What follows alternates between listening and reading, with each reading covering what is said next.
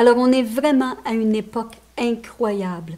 Et c'est pour ça que c'est important d'aller lentement, d'être dans le moment présent pour essayer d'en tirer le plus avantage possible.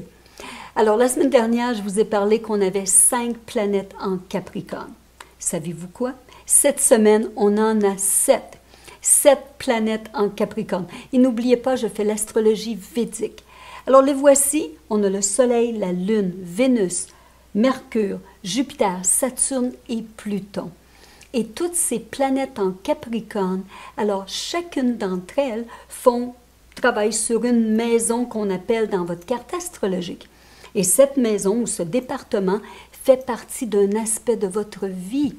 Alors, vos enfants, votre créativité, votre demeure, votre santé, vos finances, votre succès, votre développement spirituel, tout ça est affecté par comment on va utiliser le signe du Capricorne. Alors, c'est beaucoup. Maintenant, Capricorne fait une promesse. Il nous dit, je vais vous aider à réussir si on garde notre focus, si on sait comment on peut utiliser la force de Capricorne, parce qu'il est très fort. Alors, puis on a tellement de planètes en Capricorne aujourd'hui. La dernière fois qu'on a vu un tel alignement, c'est en février 1962. Est-ce que vous vous rappelez qu'est-ce que vous étiez en train de vivre? Est-ce que vous étiez au monde même à ce moment-là? Alors, cet alignement est très intense et on le sait, Capricorne est gouverné par Saturne.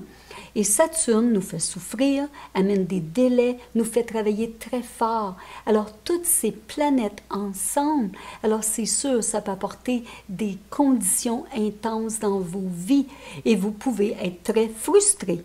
Alors, la clé, c'est d'être patient et d'accepter. Plus facile à dire qu'à faire, mais surtout, il ne faut pas être découragé ou être triste ou être déprimé.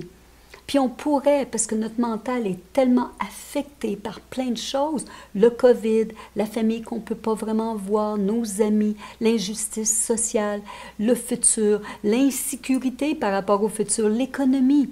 Alors tout ça a un tel effet dans nos vies. Donc, si on peut apprendre que ce transit, il nous affecte nous personnellement et le monde entier. Alors, les choix qu'on va faire vont avoir un effet crucial pour notre futur.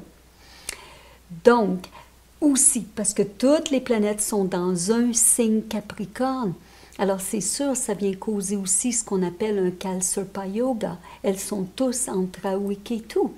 Et ça aussi, ça vient causer un déséquilibre. Alors, on voit juste une chose, on n'est pas vraiment objectif. Et c'est ce qu'on doit apprendre à faire, à être en paix, à être objectif, parce que comme ça, on va maintenir l'équilibre.